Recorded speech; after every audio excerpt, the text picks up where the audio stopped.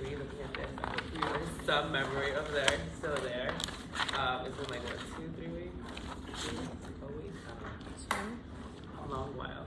But everyone, let's start looking at our spotlight scale. Can someone remind me what key that is? Yes. E flat major. E flat major, perfect. And for our B flat instruments, what is that? F. Perfect. And our E flat instruments, what is that? C. Perfect. So let's go ahead and go through our spotlight scale and see how it goes.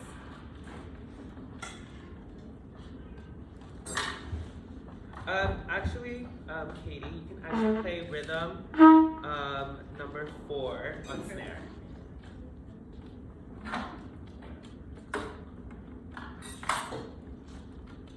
Ready?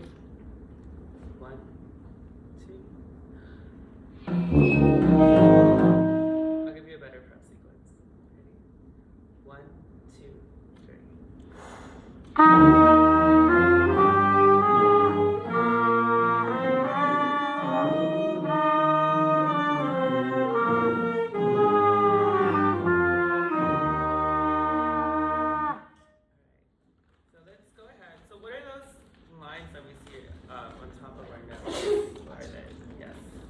Slurs. Slurs.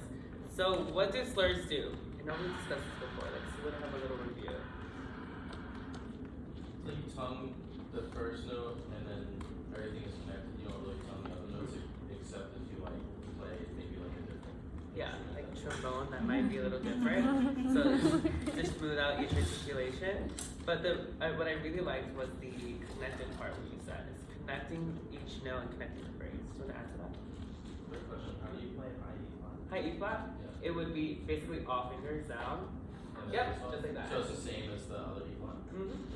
Basically. So let's go ahead and think about that. And let's think about having a full sound, but not necessarily blasting it or going over or past your instrument. Alright? Start it again. 1, 2, 3.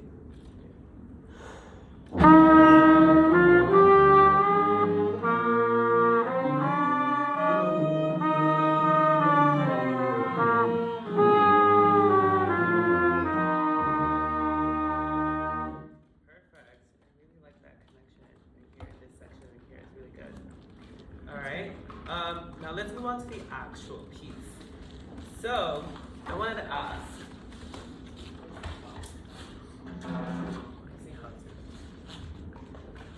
What is this symbol? Yes. Accent, perfect. So, in what ways can we play an accent on our instruments? Yes. Like emphasize the note when you articulate it. Perfect. So, let's pretend we have a hammer. So get our fists. We have a hammer in our hand. Does the accent, would it sound like ba? Or is it ba? How would it sound? Can someone demonstrate that? We have a hammer. Ba. Ba. I like that word. Yeah. Ba. A little short, but we're emphasizing not necessarily short. Ba. I like that word. So let's go ahead and do it all together. It doesn't have to be on a pitch. But let's do it all together. Ready? Bum. Bum. Bum. Bum. Now, awesome. Now let's look at a context of our piece. So some of us have bum, bum, bum, bum, emphasizing the elongation of the note. But some of us have like our E flats, alto saxes, and our trumpets and trombones. We have bum, bum, bum, bum, bum. So let's go ahead and put them together. Just speaking it first with our hammers. Okay? Ready? Together. Bum. Bum, bum, Bum. Bum. okay. I think there's miscommunication. So our trumpets, or brass, and our saxophones will have bum, bum, bum. But our other instruments, our flutes or clarinets, or not our clarinets. Clarinets, you actually have the same chords as that. At the beginning? Yeah, at the beginning. Our tubas, or tuba, have ba, ba, ba, ba. So let's have it all together, just speaking it. Ready? 1, 2, ready. Bum.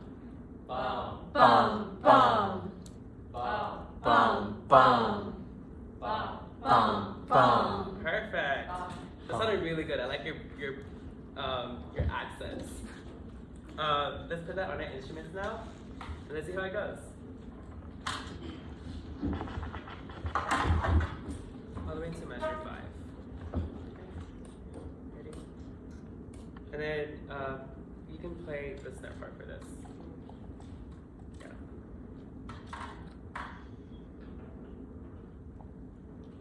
1, 2.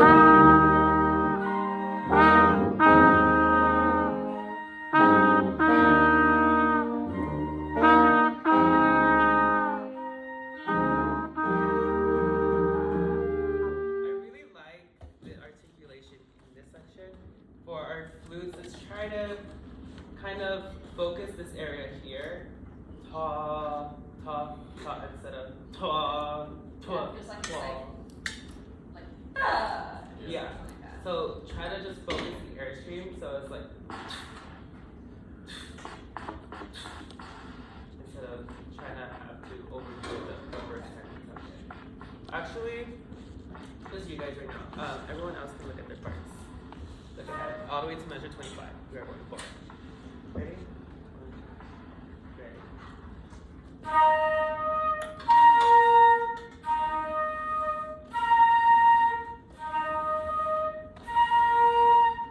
Sounded good. For Ian, really just think about how the Shakespeare is formed, so you can have that clear octave. Oh, and like keep going. Yeah.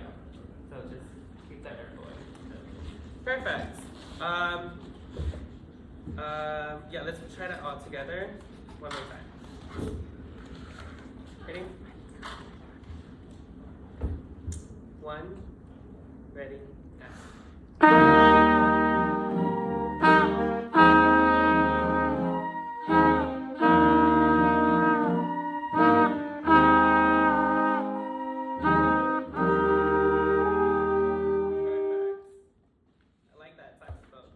Now everyone look at their parts from 5 to 25.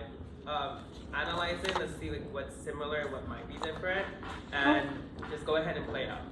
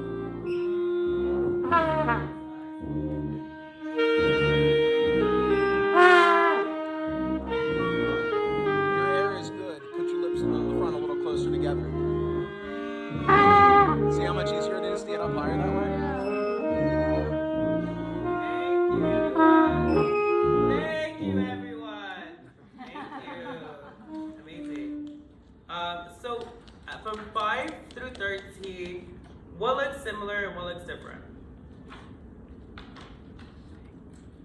Anyone? Yes. I have a lot of the repeated rhythms. Is it da da da da? That happens a ton. It does happen a ton. Actually, it happens basically all the way to 25. Now, let's go ahead and let's just play through it and let's look at those symbols and see if they even mean something to you. Okay? Let's just start at 5. Ready? Trumpet, don't forget to count your measures. Okay. I'll give you a cue. Do we need extra time? It's okay. There's only one turn on the part. Oh. Okay. Okay. 1. Ready?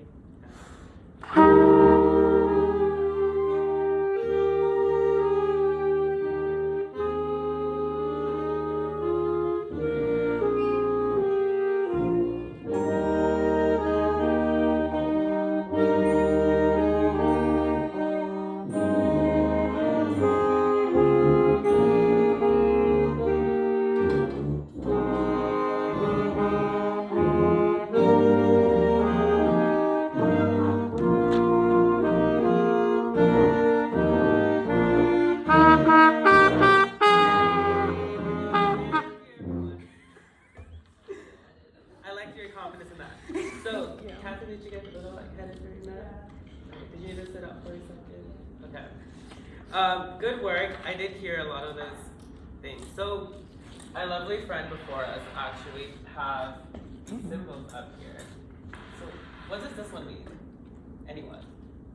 Megan? That's a piano, so it's kind of quiet. Mezzo piano, kind of quiet. I like that. This one? Yes. Mezzo forte. Mezzo forte. Kinda loud. Kinda loud. Okay. What about this one? Yes. Loud. Loud. I like that. Okay. So now what does, in our context of our music, what does this one mean? Yes, Megan. Is that like, it kind of just looks like the accent again. It looks like the accent, but pretend it's like under your music, not on top of a note. Oh yeah, then that's decrescendo. Decrescendo. Okay. Then what does this one mean? If it's still under your music. Angela. Crescendo. Perfect. So all of these symbols mean something. So they all, when they're there, let's look at them, they kind of articulate it, right?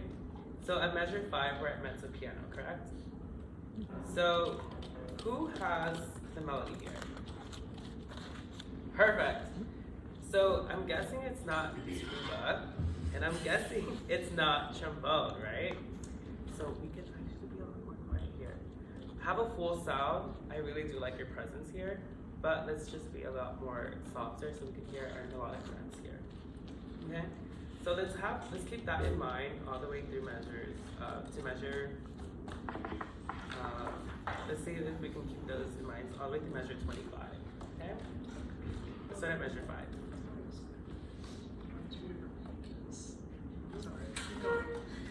It's okay. Ready?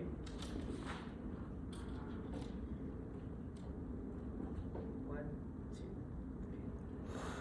2, 3.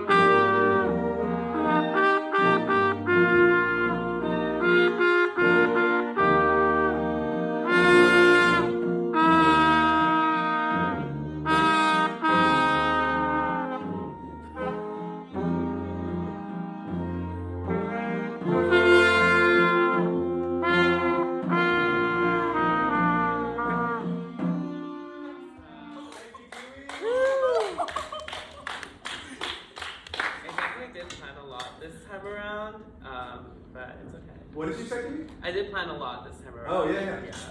That's good. Comments for Kiwi? Yes. I thought that your beat pattern was so in line with like the vibes. Like, if there was no sound, I would have known to play everything pretty legato. You were very good with signaling non-verbally so we could all continue and then growing. I thought that it was very indicative of the piece. Thank you. I really loved the way that you addressed the low brass. Not to like get on like a soapbox, but maybe I will get on a soapbox. As somebody who's played low brass, and for 90% of my education as like a little kid and all through high school, always being the accompaniment, never playing the melody. There's so many band directors out there, so many times in my life where it's just like very shortly, bluntly, and brutally, quiet, stop playing, like making no sound. But you were just like, still play with full sound, you know, like, and just like and it was just like very like great, and I appreciated it. Yes. I like that you came back here to help me figure out when to switch between one thing, because it was, you know, a little overwhelming having to deal with more than one instrument. It helps if I was looking at the right piece on the books too. But it was like it was good that you took time to do that, and it was really fun to play because I like it. Yes. I thought like all of your transitions were really good, and it was never like an awkward like this, now this, now this. Like they all really flowed into each other, and like just the overall timing was really good. I also really loved the hammer idea and like how it was like transported into like the context of the music. I would just be careful with the marriage of length, like duration of note and accent, because there was some times where it's like we were a little confused with like da or da, like you can accent and it be short or long. Like obviously you know that, so it's just like. Going off of what Ian was saying, I really liked that it didn't work the first time, the two different parts together, and like in real time you like heard that it didn't work and went back and like re-explained it, and you're like, oh, let me go back and like miscommunication, whatever, and like it was just like very helpful and like very real to handle it like that. And I do think with that, you kind of like conducted through it, and personally, I thought that meant we were all supposed to be conducting, and I, for that sort of lost that. So you might want to do maybe like an audio thing so they can hear the beats rather, because having both the motion and focusing on that might have been what also confused me a bit. But I also really like the idea and everything. You could have percussion beats. That's what my band director said a lot. I'd be totally fine if you were needing to be a metronome. That's an option. Some good perspectives coming out of this, all right? And good ideas for you specifically, Kiwi, but good ideas for all of us. You know, things to think about in terms of just sort of managing the room, and as came across in these last few comments, especially sort of using the resources in the room, right? How can people contribute to the overall effect? It's really great. Kiwi, a couple things. I think your feedback today was really helpful in general, and that it certainly fell into both positive and negative examples, where you would tell people, you told people when they sounded great doing something, and then you also told people where things could be improved. And a great example of that was when you talked about the articulations. You said at one point, this group right in here, and you kind of circled the middle of the room. I just really love the way that you connected those, is what you're talking about. And I don't know if you saw it or not, but those people, where I know admit, they were actually obviously happy to have been commended, because they did sound good. They were connected, and then you just were calling them like you saw them, and it was good to see that at work. Then the other spot was when they had all played together. That spot that Olivia was talking about, where everybody was playing their respective parts and articulations. You said, "Great, this is sounding great over here," and you went over and talked to the flutes a little bit, and you gave some really helpful, specific technical advice to them. And then, you probably heard it already, but you'll hear it back on the video, it was an amazing difference, actually, in their sound. And that then made the whole sound so much better, right? And so by just pausing and investing a little bit of time and specific help to them, it really paid off. Now, I want to bring that up as a reminder to all of us, though, to be thinking about, we'll be better at that on certain instruments than others, right? Of course, our own instrument, but on other instruments that are highly related. Always have to be thinking about, this goes back to Monday to Tuesday. You teach on Monday, you hear something, you say to yourself, I don't even know if I can fix that right now, but I will be ready to fix it tomorrow. And then between Monday and Tuesday, you go home and figure out how exactly can I help them to do X, Y, or Z. That might mean quick communication with a colleague, somebody who's right in this room who in 5 years you still have contact with. It might mean asking a friend, it might mean looking something up online, it might mean experimenting with something yourself. But you can always find what you need to be able to make that kind of change happen, even if it's not right in that moment. Right? So listen back to that one on your video, because you'll hear that difference. It's pretty cool, actually. Pretty exciting. Anything else for Kiwi? Good job. Yeah, Kiwi.